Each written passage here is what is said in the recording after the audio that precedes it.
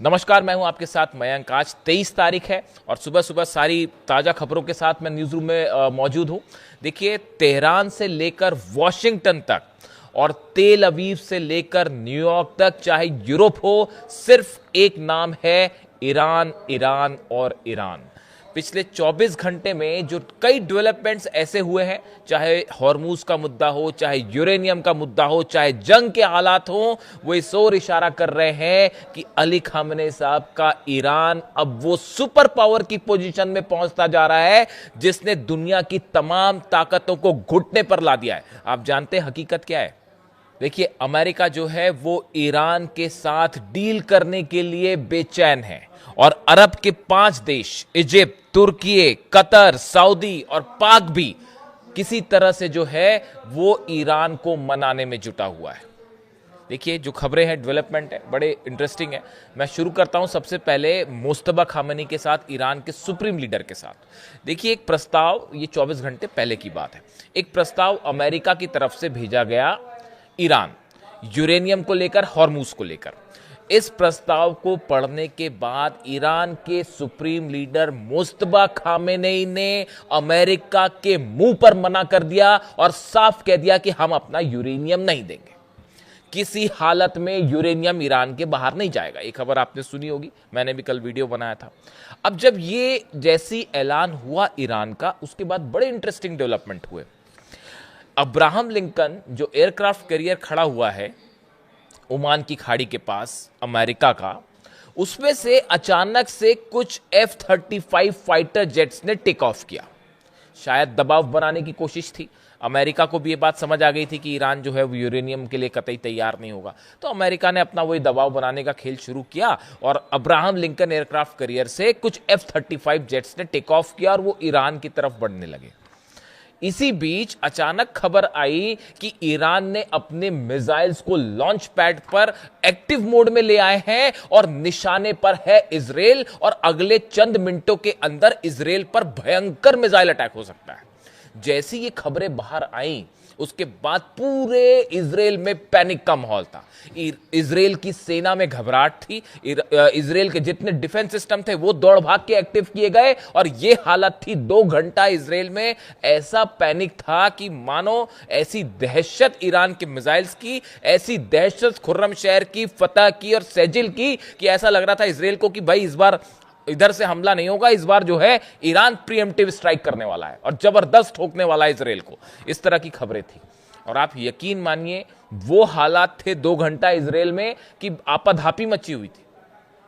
जितनी सुरक्षा एजेंसियां हैं, इमरजेंसी सिस्टम्स हैं, डिफेंस सिस्टम्स हैं, सब एक्टिव किए गए और सब ये मान के चल रहे थे कि अब ईरान ने हमला किया, तब हमला किया। भयंकर पैनिक था। इसीलिए कहा जा रहा है खौफ जो है महसूस कीजिए ईरान का और ईरान की मिसाइलों का। तो देखिए, ये एक पूरा चैप्टर था कल रात का जो बड़ा इंटेंस रहा। जो ये हवाई जहाज टेक ऑफ किए, उसके बाद फिर वो जहाज वापस आ गए, वो कुछ एंटर नहीं कर पाए, वो वापस ही आ गए। 2 घंटे तक ये कहानी चली। इसके अलावा देखिए, आप जो बड़ी खबर आ रही है कि तुलसी गबार्ड ने इस्तीफा दे दिया है इंटेलिजेंस चीफ अमेरिका की। यानी आप सोचिए अमेरिका में हालात कैसे हो गए। 2 दिन पहले खबरें थी कि तुलसी गबार्ड जो है डायरेक्टर ऑफ इंटेलिजेंस, इनके 2 बड़े करीबी और बड़े अधिकारियों ने इस्तीफा दिया। उसके बाद अल्टीमेटली जो है तुलसी गबार्ड ने भी इस्तीफा दे दिया। उन्होंने अपने कुछ व्यक्तिगत कारण बताया, लेकिन हकीकत यह है कि एक के बाद एक डोनाल्ड ट्रंप के एडमिनिस्ट्रेशन के अधिकारी उनका साथ छोड़ते जा रहे हैं और एलिगेशन ये लग रहे हैं कि वो ईरान को लेकर उन बातों को मानने को तैयार नहीं है जो डोनाल्ड ट्रंप उनसे कहलवाना चाहते। हकीकत बस इतनी है, इसके अलावा और कुछ नहीं। अपनी सुविधा के मुताबिक ट्रंप एडमिनिस्ट्रेशन जो बयान दिलवाना चाहते हैं या ट्रंप की जो कोशिशें हैं उसके लिए राजी नहीं थे।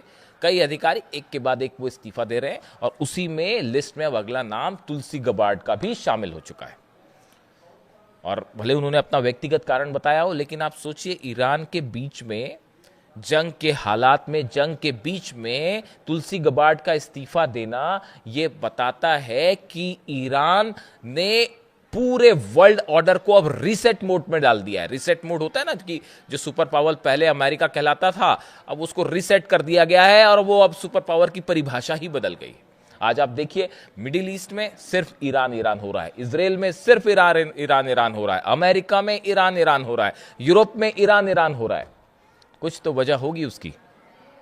इसके अलावा देखिए अब जो खबर आई जिस तरह से कि मुस्तफा खामेनी ने अपना यूरेनियम देने से मना कर दिया, उसके बाद ये हुआ कि अब मामला जंग की तरफ बढ़ चुका है। किसी सूरत में जो है वो जंग नहीं टलेगी, बस यही आखिरी रास्ता है। लेकिन अब उसमें भी परेशानी है कि अगर अमेरिका की तरफ से हमला होता है, इजराइल की तरफ से हमला होता है, तो पलटवार भी बहुत जबरदस्त होगा। और शायद ऐसा पलटवार होगा कि पिछली बार से ज्यादा, पिछली बार तो 15-16 बेस जले थे, इस बार पता चला कि वो रेंज जो है 7-8 हजार किलोमीटर वाली रेंज में सब कुछ तबाह हो जाए।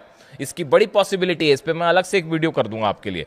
अब देखिए खबर ये थी कि मुस्तफा खामेनी साहब ने मना कर दिया कि हम अपना यूरेनियम नहीं देंगे, बाहर नहीं जाएगा। उसके बाद मनाने की कोशिश शुरू हुई किसी तरह से कि भाई एक बार और कोशिश करके देखिए कि किसी तरह से बातचीत आगे बढ़े, और 5 देश इसमें शामिल हैं।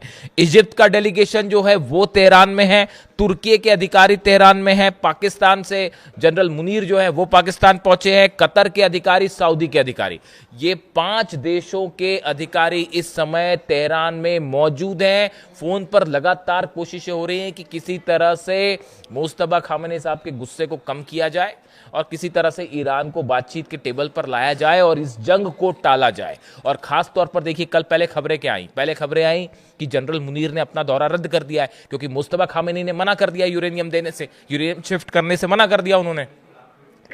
तो फिर बात जो है वो जंग की तरफ बढ़ने लगी तेजी से। अब जब वो मामला जंग की तरफ आगे बढ़ा, जितने अरब देश हैं सब इस बात से घबराए हुए कि भाई कहीं हम लपेटे में ना आ जाएं। फिर तो एक बार फिर कल रात को कोशिश शुरू हुई कि किसी तरह से बातचीत शुरू की जाए, जंग को टाला जाए। 5 देश जो है लगातार कोशिश कर रहे हैं और जनरल मुनीर अब खुद तेहरान में है। वो पहुंचे अल्टीमेटली। अब वो उनकी अमेरिका का संदेश जो है वो आगे पहुंचाने में जुटे हुए हैं। हॉर्मूज को लेकर डेडलॉक है और दूसरा जो है वो यूरेनियम को लेकर। ये साफ कर दिया है ईरान ने कि चाहे जो हो जाए, यूरेनियम ईरान की प्रेस्टीज है, ईरान का सम्मान है, उससे किसी तरह का समझौता नहीं होगा। जो जैसी खबरें हैं, सिक्योरिटी काउंसिल में चर्चा हुई ईरान की, और उसमें यह कहा गया कि मुद्दा सिर्फ ईरान की यूरेनियम का नहीं है। मुस्तफा खामेनी ये मानते हैं कि अगर हमने अपना यूरेनियम दे दिया तो उसके बाद अमेरिका किसी भी क्षण हम पर हमला कर सकता है, अमेरिका किसी भी वक्त धोखा कर सकता है। बात नंबर 1। बात नंबर 2, ईरान के साइंटिस्ट ने बड़ी मेहनत से शहादत दे के इस यूरेनियम को डेवलप किया है। जो 12 दिन की जंग में ईरान के साइंटिस्ट पे हमला हुआ, जो 40 दिनों के दौरान शहादतें हुई हैं, उनकी मेहनत का नतीजा है ये यूरेनियम, जो किसी हालत में नहीं दिया जाएगा। उन्होंने कहा कि ये ईरान के सम्मान का प्रतीक है जो नहीं दिया जाएगा। तो अब वो यूरेनियम जो है वो सिर्फ ईरान का एक न्यूक्लियर मटेरियल नहीं है, वो ईरान की प्रेस्टीज से जुड़ा हुआ मुद्दा बन गया और उसको सौंपने से इसीलिए मना कर दिया गया। अब हॉर्मूज पे और न्यूक्लियर प्रोग्राम पर मुनीर जाके वहां क्या बात करेंगे, ये 5 देश क्या समझाएंगे, बड़ा ही मुश्किल है मामला आगे बढ़ना। इसके अलावा अभी जो स्थिति है उसमें देखिए करीब 1500 जहाज हॉर्मूज में फंसे हुए हैं जो निकल रहे थे। कुछ अब वो भी मुश्किल हालात में है क्योंकि हॉर्मूज में ईरान ने अपनी पकड़ बेहद मजबूत कर दी है। और पहले तो कुछ एरिया था हॉर्मूज का जो कंट्रोल कर रहा था, अब वो इधर यूएई से लेके उधर ओमान तक जो है वो ईरान ने अपनी नेवी उतार रखी है। और अमेरिका की नेवी ने इस बात को स्वीकार कर दिया है कि हम यहां से निकलने वाले जहाजों को सुरक्षा नहीं दे सकते। ये बात भी उन्होंने जो है सेंटकॉम ने दबे छुपे शब्दों में उस बात को स्वीकार कर लिया है। अब देखिए इसी बीच जो है एक बहुत बड़ा डेवलपमेंट है, बेहद अहम डेवलपमेंट। रूस पर एक हमला हुआ है लुहांस्क में। लुहांस्क में एक स्टूडेंट डॉर्मेटरी थी, एक ऐसी बिल्डिंग थी जिसमें काफ़ी सारे स्टूडेंट मौजूद थे, छात्र मौजूद थे। इसके ऊपर ड्रोन स्ट्राइक हुई, इसके ऊपर बड़ा हमला हुआ है। नतीजा ये हुआ वो पूरी बिल्डिंग गिर गई है और कई छात्रों की मौत हो गई है और कई उस मलबे में इस वक्त दबे हुए हैं। खुद पुतिन ने आके इस बात की जानकारी दी कि कई उसमें छात्र बच्चे दबे हुए हैं नीचे, उनको निकालने की कोशिश की जा रही है। कई लोगों की मौत हो गई है, कई लोग घायल हो गए। ये हमला बिल्कुल वैसा ही हमला है जैसा मिनाब पर हुआ था, जैसा मिनाब में निर्दोष छात्राओं को, बच्चों को निशाना बनाया गया और छोटी छोटी बच्चियों को शहीद कर दिया गया। उसी से मिलता जुलता हमला अब लुहांस्क में हुआ है और पुतिन का गुस्सा 7वें आसमान में है। नतीजा यह है कि आईसीबीएम्स टेस्ट हो रही हैं, न्यूक्लियर फोर्स को पुतिन ने मैदान में उतार दिया है, 60,000 सैनिक उतार दिए हैं, बेलारूस के साथ मिलकर न्यूक्लियर वॉर की प्रैक्टिस में जुट गए हैं पुतिन। पूरा नेटो घबराया हुआ है। हकीकत यह है कि अब पुतिन के गुस्से से पूरा नेटो जो है वो घबराया हुआ है। यानी एक तरफ मुस्तफा खामेनेई का गुस्सा, वो जो है इधर अमेरिका को घुटनों पे लाए हुए हैं, उधर नेटो को घुटने पे लाए हुए हैं पुतिन। और इसी बीच देखिए एक बार फिर चीन के साथ अमेरिका का मामला बिगड़ता दिखाई दे रहा है। कल डोनाल्ड ट्रंप ने एक बयान दे दिया। उनसे एक पत्रकार ने पूछा कि भाई ताइवान को लेकर आप क्या करने वाले हैं, क्या आप ताइवान की राष्ट्रपति से मुलाकात करेंगे, उनसे बात करेंगे? तो उन्होंने ये कह दिया कि हाँ, हम उनसे देखेंगे, उनसे बात करेंगे, उस पर क्या हो सकता है हम सोचेंगे। ये बात चीन को बेहद नागवार गुजरी है। और चीन देखिए, चीन और अमेरिका के जहाँ तक संबंधों का सवाल है, दोनों में कोई ट्रस्ट है ही नहीं।